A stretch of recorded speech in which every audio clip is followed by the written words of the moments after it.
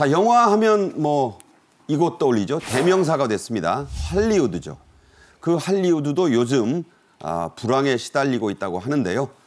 트럼프 미국 대통령 영화 관세를 추진하겠다. 이 방침을 지금 밝혔죠? 예, 그렇습니다. 트럼프 대통령이 무역 전쟁의 영역을 확대를 한 거죠. 그동안 이제 제조업 중심이었습니다. 자동차, 알루미늄, 철강 이런 것이었는데 이제 엔터테인먼트 산업에까지 고부가 관세를 매기겠다. 그래서 외국에서 제작돼서 미국에 들어와서 상영되는 모든 영화에 대해서는 100% 관세. 그것도 적시 적용을 하겠다. 이렇게 이야기를 했습니다.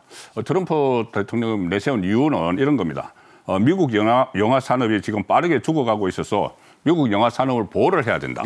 그런데 미국 영화가 해외에 나갔을 때는 일종의 거기서 여러 가지 이 규제를 하고 있는데 우리는 별로 규제를 하지 않았다. 그래서 이제 관세를 100% 먹이겠다는 것인데 그래서 미국 영화 산업 세태를 이제 국가 안보까지 연결을 시켰어요.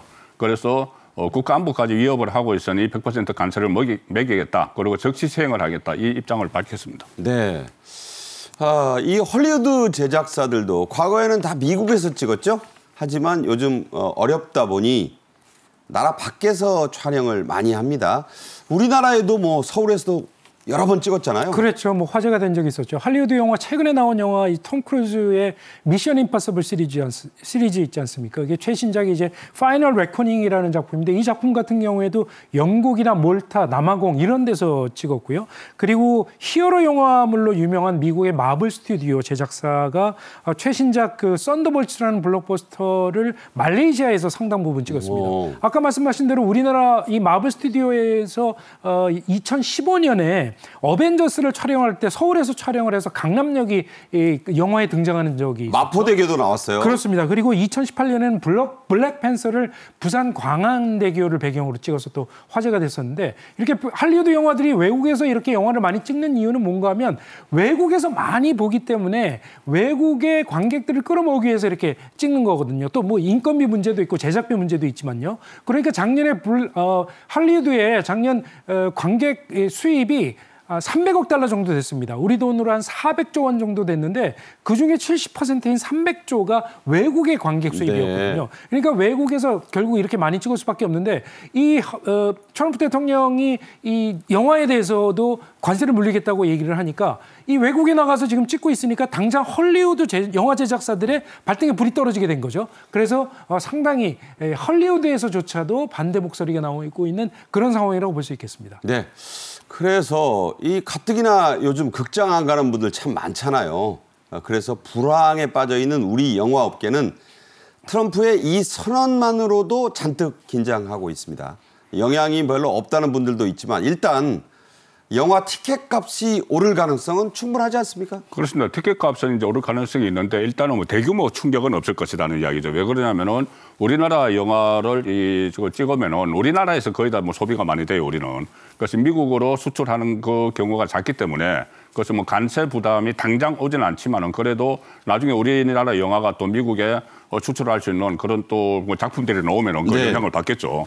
그 지금 당장은 그 타격이 크지 않지만은 일단 말씀하신 대로 미국 영화 보려면 돈을 좀 더 내야 될 겁니다. 네. 왜 그러냐면 미국이 외국산 영화에 대해서 100% 관세를 매기면은 그 미국의 영화를 수입하는 다른 나라에서도 일종의 뭐 보복 관세 비슷한 거죠. 지금 최근에 제조업에서 서로 그렇죠. 뭐 보복 관세를 매기는 것처럼 그렇게 되면은 미국산이 한국에 들어와서 상영을 하려면은 관세를 물어야 되니까 티켓값이 올라갈 수밖에 없는 거죠. 그런 상황은 지금 예상이 되지만 당장 우리나라 영화의 미국 그 수출 이게 크진 않기 때문에 관세에 대한 큰 타격은 없을 것이다. 다만 좀 시간이 지나면은 우리가 미국 영화를 보려면은 좀 돈을 좀 더 내야 된다. 네. 그 상황은 예상이 되죠. 그렇군요.